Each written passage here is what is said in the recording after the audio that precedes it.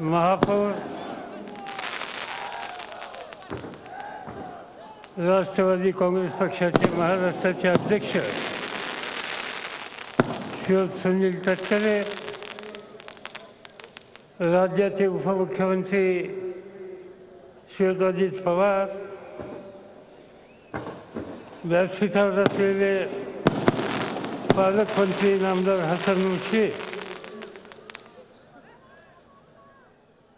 ग्रामीण विकास खात्याचे मंत्री जयंतराव पाटील, गृह खात्याचे मंत्री शिवदासराव पाटील, महाराष्ट्रातले ज्येष्ठ नेते श्री छगन भुजबळ, मधुकररावजी पिचड, या ठिकाणी उपस्थित असलेल्या राष्ट्रवादी काँग्रेसच्या महिला विभागाच्या प्रमुख निवेदिता मानेताई, संघटनेचे दोन्ही जिल्ह्याचे अध्यक्ष श्री आर के पवार आणि के पी पाटील, व्यासपीठावरचे अन्य सगळे मान्यवर आणि उपस्थित सहकारी बंधू भगिनींनो, महाराष्ट्राच्या विधानसभेच्या निवडणुकीचा कार्यक्रम निवडणूक आयोगानं आता जाहीर केला आहे. महाराष्ट्राचं भवितव्य हे घडवण्याच्या संबंधीची संधी या निमित्तानं आपल्या सगळ्यांच्याकडे असताना तो महाराष्ट्र पुन्हा एकदा देशातलं क्रमांक 1 राज्य होण्याच्यासाठी सामान्य माणसाचा सन्मान वाढवण्याच्यासाठी, उपेक्षित माणसाची प्रतिष्ठा वाढवण्याच्यासाठी, त्याच्या पदरामध्ये देण्याच्यासाठी इथं राज्य हे राष्ट्रवादी काँग्रेस पक्ष, त्यांचे मित्र पक्ष यांच्या हातामध्ये असणं हे गरज आहे.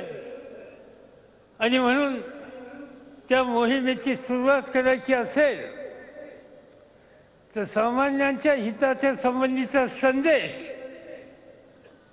ज्या भूमीनं दिला त्या शाहू राजांच्या नगरीतच आपण गेलं पाहिजे, ही भूमिका आम्ही सगळ्यांनी विचारानं स्वीकारली.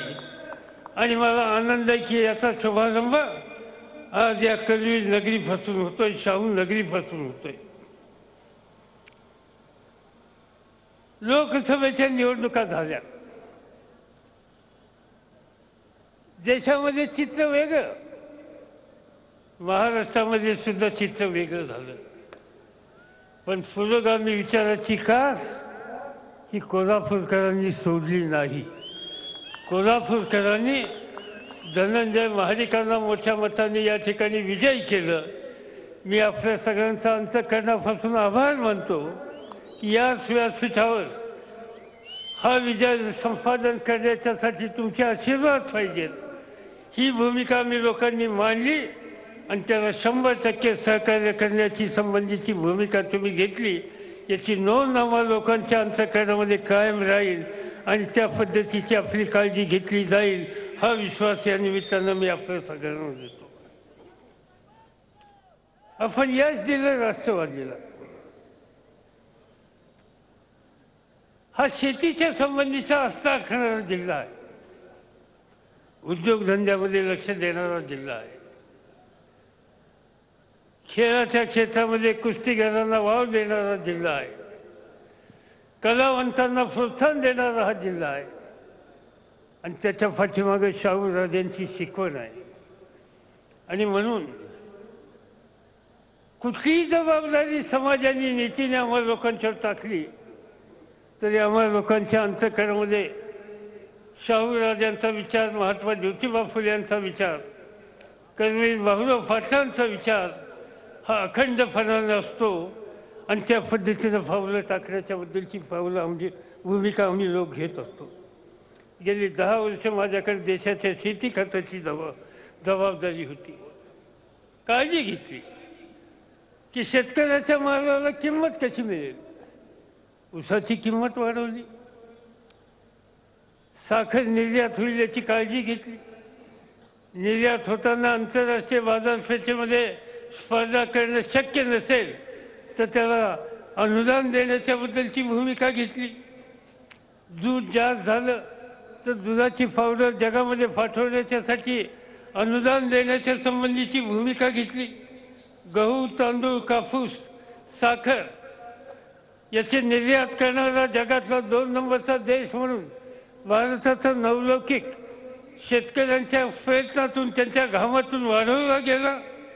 हे सगळं काम केलं त्याच्या पाठीमागं कोल्हापूरच्या शेतकऱ्यांची आणि कष्टकऱ्यांची प्रेरणा ही आम्हा सगळ्यांच्या अंतःकरणामध्ये होती.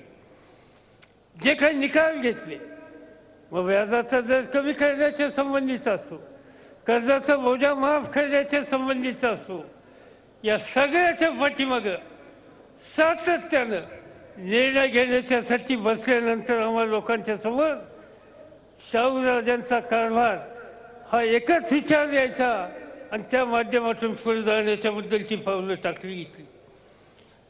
आणि म्हणून आज पुन्हा एकदा हे राज्य मजबूत करायचं असेल आणि काळ्याईची सेवा करणाऱ्या माणसाची प्रतिष्ठा वाढवायची असेल, तरुण माणसाचं जीवन फुलवायचं असेल तर राष्ट्रवादी काँग्रेस पक्षाच्या कार्यक्रमाच्या पाठीशी तुम्ही उभं राहिलं पाहिजे.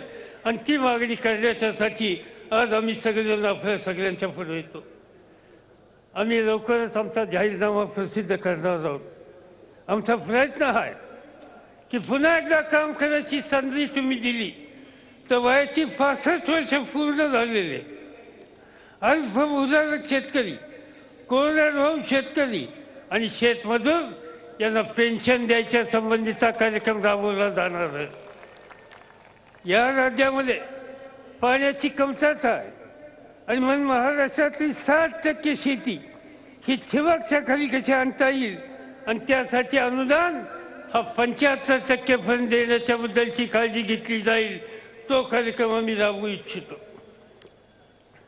पुढील 5 वर्षामध्ये मागेल त्याला वीज ही शेतीच्या क्षेत्रामध्ये देण्याच्या संबंधीचा धाडसी कार्यक्रम हा या ठिकाणी राबवला जाईल. महाराष्ट्राच्या प्रत्येक नागरिकाला आरोग्य विम्याच्या कक्षेत आणलं जाईल आणि कुणालाही आजारपण आलं, अपघात झाला तर त्यासंबंधीची सेवा त्याला करून घेण्याच्याबद्दलची विम्याची योजना संपूर्ण महाराष्ट्राच्या जनतेला लागू करण्याच्या संबंधीचा कार्यक्रम टप्प्याटप्प्याने घेण्याच्याबद्दलचा विचार हा कृतीमध्ये आणला जाईल. महाराष्ट्रामध्ये असलेले इतर मागासवर्गीय यांच्यासाठी मंत्रालयामध्ये स्वतंत्र विभाग करणं आणि त्यांच्या हिताची जपणूक जाणीवपूर्वक करणं याची काळजी घेतली जाईल. अल्पसंख्याकांच्या उन्नतीच्यासाठी मौलाना अब्दुल कलाम आझाद या महामंडळाला आज काहीतरी 500 कोटी रुपये दिले जातात. राज्य हातामध्ये आल्याच्या नंतर ती वाढून ती जवळपास 2000 कोटीवर नेण्याच्या संबंधीचा संकल्प हा त्या ठिकाणी केला जाईल. आणि म्हणून असे अनेक कार्यक्रम महाराष्ट्रातल्या शेवटच्या माणसाला सन्मानानं जगण्याच्यासाठी करण्याची कल्पना आज या ठिकाणी मांडलेली आहे. महाराष्ट्रामध्ये 28,000 ग्रामपंचायती आहेत. त्या सगळ्या ग्रामपंचायतीमध्ये अंतर्गत रस्ते, गटारं ही सिमेंट कॉन्क्रीटची करण्याच्यासाठी त्या ग्रामपंचायतीला अर्थसहाय्य देण्याचा कार्यक्रम हा आम्ही राबवू इच्छितो. आणि म्हणून या पद्धतीनं या सबल महाराष्ट्राचा सर्वांगीण विकास कसा राहील याची काळजी घेण्याची संकल्पना आज राष्ट्रवादी काँग्रेस पक्षाने घेतलेली आहे. हे राज्य दिवसेंदिवस नागरीकरणाकडे जात आहे. 50% लोकसंख्या नागरीकरण होते आणि त्या नागरीकरणामध्ये असलेल्या लोकांचे प्रश्न, तिथल्या झोपडपट्टीवासियांचे प्रश्न आणि तिथं असलेल्या छोट्या मोठ्या उद्योजकांचे प्रश्न, मध्यमवर्गाचे प्रश्न ते सोडवण्याच्यासाठी काही वेगळे कार्यक्रम आज त्या ठिकाणी घेतले जातील.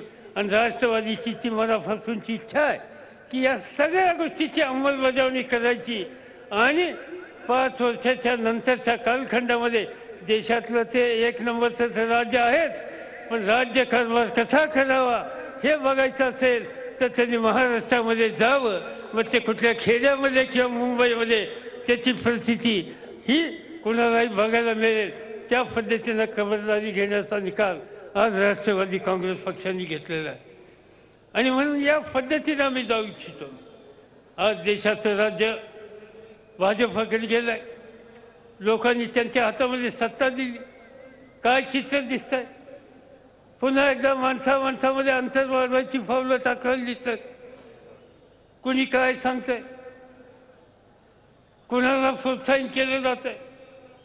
आज मी पार्लमेंटमध्ये बघतो, भगवी वस्त्र केली आलेली अनेक मंडळीच्या ठिकाणी येऊन बसलेली आहेत. लोकांच्या दुखण्यामध्ये त्यांचं लक्ष नाही, पण त्या निमित्तानं एक धार्मिक तेढ समाजामध्ये वाढेल कशी याबद्दलची ते खबरदारी घेत आहेत.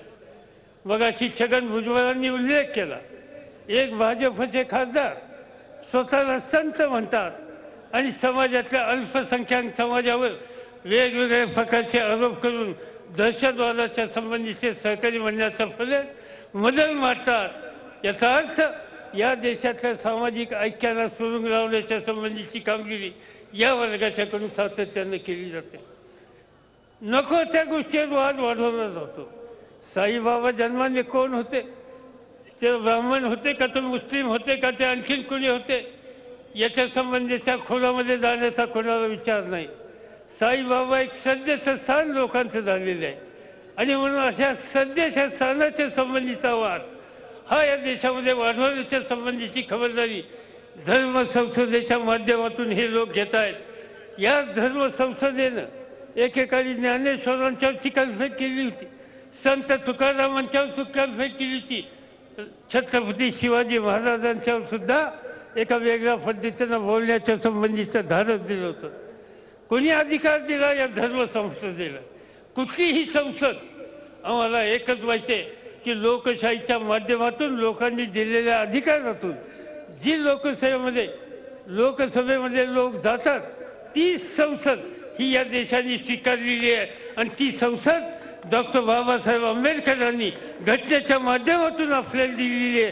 ती बाजूला टाकून धर्माच्या नावानं एक वेगळी संसद या देशामध्ये मजबूत करण्याचा प्रयत्न कोणी करत असेल तर शाहूराजांच्याबद्दल आस्था असलेला, ज्योतिबा फुल्यांच्या आणि आंबेडकरांच्याबद्दल आस्था असलेला महाराष्ट्रातला कुठलाही घटक अशा प्रकारची सांप्रदायिक विचारधारणा उद्ध्वस्त केल्याशिवाय राहणार नाही. आणि ते करण्याच्यासाठी आज राष्ट्रवादी काँग्रेस पक्ष मजबूतीने आपल्या सगळ्यांच्या पुढे येतोय.